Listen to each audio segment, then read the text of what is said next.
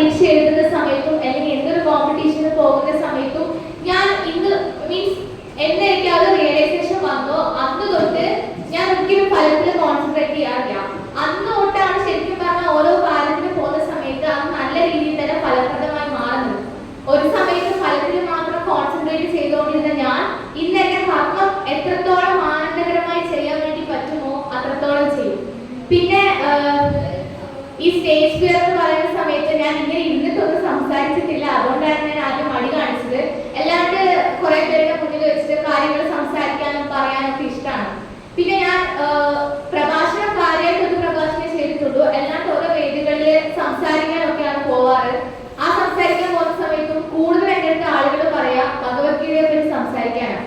പ്രഭാഷണത്തിൽ ഒരു ദിവസം എൻ്റെ അടുത്ത് പറഞ്ഞ ഭഗവത്ഗീതയെ പറ്റി സംസാരിക്കാനാണ്.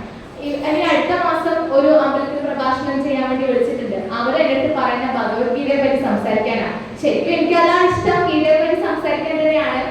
പക്ഷെ ആളുകൾക്ക് അതൊരു ഗീത പഠിക്കുന്ന ഒരു കുട്ടി എന്ന് പറയുന്ന സമയത്ത് ഭയങ്കര ഒരു റെസ്പെക്ട് ആണ് സൊസൈറ്റിയിൽ കിട്ടുന്നത്. ആരെങ്കിലും ഒക്കെ വന്നിട്ടുണ്ടെങ്കിൽ പറയാം ഗീത പഠിക്കുന്ന കുട്ടിയാ, നമുക്ക് ആ ഒരു റെസ്പെക്ട് കിട്ടുന്നുണ്ട്.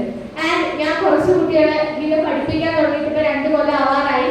ആ മാഷിലൂടെ കിട്ടിയ അനുഭവങ്ങള് ഞാൻ അതിലൂടെ എന്റെ ജീവിതത്തിൽ എന്താ പറയാ ഇപ്പൊ മാഷ് എനിക്ക് ഒരുപാട് കാര്യങ്ങൾ പറഞ്ഞു തന്നു. ഭഗവാന്റെ വാക്കുകള് അത് എന്ന് എന്റെ ജീവിതത്തിൽ മാറ്റങ്ങൾ ഉണ്ടാകാൻ വേണ്ടി തുടങ്ങിയോ അന്നാണ് ഞാൻ കുട്ടികൾക്ക് പറഞ്ഞു കൊടുക്കാൻ തുടങ്ങിയത്. ഞാൻ ചെയ്യുന്ന കാര്യങ്ങൾ മാത്രമേ പറഞ്ഞു കൊടുക്കാറുള്ളൂ. അതുപോലെ തന്നെ ഞാൻ പഠിച്ചതും ഗീത എന്ന് പറയുന്ന ശ്ലോകങ്ങൾ മാത്രമല്ല, ആ ശ്ലോകത്തിലുള്ള ഓരോ അർത്ഥവും മനുഷ്യ ജീവിതത്തിന് അത്രയും പ്രാധാന്യം നിറഞ്ഞതാണ്. ഒരു സ്ഥിരപ്രജ്ഞനായി തീരാൻ വേണ്ടി, സമൂഹത്തിലെ നല്ലൊരു വ്യക്തിയായി തീരാൻ വേണ്ടി, മറ്റുള്ളവരുടെ നല്ല രീതിക്ക് സംസാരിക്കാൻ വേണ്ടി പറ്റുന്നുണ്ട്. തെറ്റുകൾ പറ്റാതായിട്ട് ആരുമില്ല. ആദ്യമൊക്കെ ഉഴപ്പിയിട്ടുണ്ടെങ്കിൽ പോലും ഒരുപാട് തെറ്റുകൾ ജീവിതത്തിൽ പറ്റിയിട്ടുണ്ടെങ്കിൽ പോലും ഭഗവത്ഗീത എന്ന് പഠിക്കാൻ തുടങ്ങി അന്ന് തൊട്ട് ഞാൻ ശരിക്കും മാറാൻ വേണ്ടി തുടങ്ങി.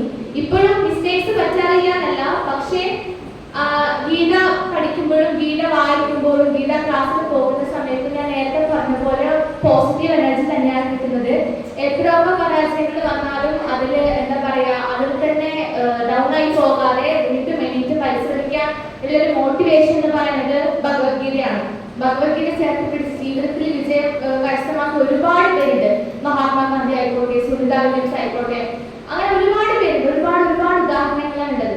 പക്ഷെ എന്നിട്ടും വേണ്ടത്ര ഒരു ഓർഗനൈസേഷൻ എസ്പെഷ്യലി നമ്മുടെ ഹിന്ദുസത്തിനോ അല്ലെങ്കിൽ ഇപ്പൊ പറഞ്ഞ ഇന്നത്തെ ക്ലാസ്സിൽ മാഷ് പറഞ്ഞൊരു കാര്യമാണ്. അതായത് ബാക്കി എല്ലാ മതങ്ങളിൽ പറഞ്ഞിട്ടുണ്ടെങ്കിൽ അവർക്കെല്ലാം നിർബന്ധമാണ്. അതായത് പള്ളിയിൽ പോകണം അല്ലെങ്കിൽ നിസ്കരിക്കണം. പക്ഷെ നമുക്കത് നിർബന്ധമല്ല. ഫോഴ്സ്ഫുള്ളി ചെയ്യിക്കാത്തത് ഒരു നല്ലൊരു കാര്യമാണോ ചോദിച്ചാൽ ഓക്കെ, ഒരാൾക്ക് വിശ്വാസം ഉണ്ടെങ്കിൽ മാത്രം ചെയ്താൽ മതി. പക്ഷെ അതിന്റെ നെഗറ്റീവ് സൈഡ് എന്ന് പറഞ്ഞാൽ ഈ ഇതുപോലെയുള്ള മൂല്യങ്ങൾ നമ്മൾ ഈ ഒരു ജനറേഷന് എസ്പെഷ്യലി ഈ ഒരു ജനറേഷന് കിട്ടാത്തത് കൊണ്ട് തന്നെ ഒരുപാട് പേര് തെറ്റായ വഴികളിലേക്ക് പോവുകയാണ്. അവിടെയാണ് ഭഗവത്ഗീതയുടെ പ്രാധാന്യം എന്ന് പറയുന്നത്. അവിടെയാണ് ഞാൻ പറഞ്ഞത് മതഗ്രന്ഥമായിട്ടല്ല ഇതിനെ പഠിക്കേണ്ടത്. ജീവിതത്തിലെ ഒരു വ്യക്തി അത്രയും മനോഹരമായിട്ട് തീരാൻ വേണ്ടിയിട്ട് അത്രയും ക്വാളിറ്റി ഉള്ള ഒരാളായിട്ട് ലോകത്ത് വളരാൻ വേണ്ടിയിട്ടാണ് ഇവിടെ ഭഗവത്ഗീതയുടെ പ്രാധാന്യം വരുന്നത്. ഗീതയെ പറ്റി സംസാരിക്കാനാണെങ്കിൽ ഒരുപാട് കാര്യങ്ങളുണ്ട്. പക്ഷെ എനിക്ക് തന്ന സമയം വളരെ ചുരുക്കമായതുകൊണ്ട് ഞാൻ എന്റെ വാക്കുകളിൽ നിർത്തുന്നു. നന്ദി, നമസ്കാരം.